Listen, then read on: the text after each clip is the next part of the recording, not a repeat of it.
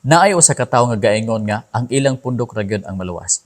Unsa kay ikaingon ni Kristo Jesus niani? Ingon pa ni Jesus sa John 3:16, kay ang Dios nahigugma pag-ayo sa kalibutan nga siya mihatag sa iyang bugtong gipakatawo nga anak aron si bisan kinsa nga nagatuo diha kaniya dili gayud malaglag apan aduna nay kinabuhing walay katapusan. Mga igsoon, si bisan kinsa nga nagatuo kang Kristo Jesus, bugtong anak sa Dios, bisan kinsa siya makabaton sa kinabuhi nga walay katapusan ug dili siya malaglag. So dili kay isa lang ka grupo ang makabaton sa kaluwasan, kundi si bisan kinsa aha ka man gikan nga grupo.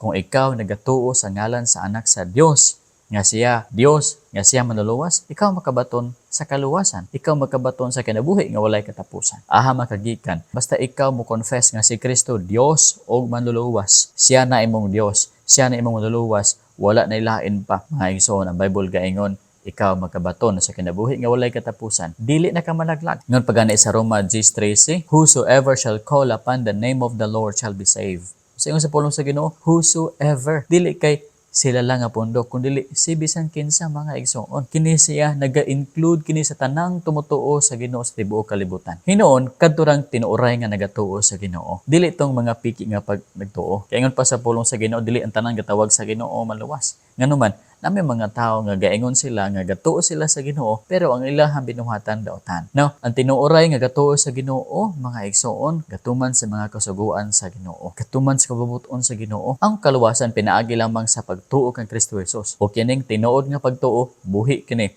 ug magabunga kini sa maayong binuhatan. Ang timailhan nga ang pagtuo nimo tinuod, mao ang imuhang mga pagserbisyo sa imuhang Ginoo. Sa ato ang Ginoo. Now, balik kita sa giingon nila nga sila ragid ang maluwas, ang ilang pundok ragid ang maluwas. Mga igsoon sayop kini kaayo nga pagtulon-an. Ang Ginoo nahigugma pag-ayo sa tibuok kalibutan. Dili lang kay kini nga grupo, kundi tibuok iyang gihigugma. Ug si bisan kinsa gikan sa ilaha motuo nga si Jesus bugtong anak sa Dios. Nga siya namatay gilubong og nabanhaw. Siya dili na malaglag. Apan makabaton siya og kinabuhi nga walay katapusan. Ingon pagid sa Juan 3:18, siya nga nagatuo kaniya dili hinukman sa silot. Siya nga nagatuo kaniya dili na hinukman sa silot. Kung ikaw nagatuo kang Jesus, isip Ginoo og manluluwas, then mga igsoon, ikaw dili na hinukman sa silot, meaning luwas na ikaw.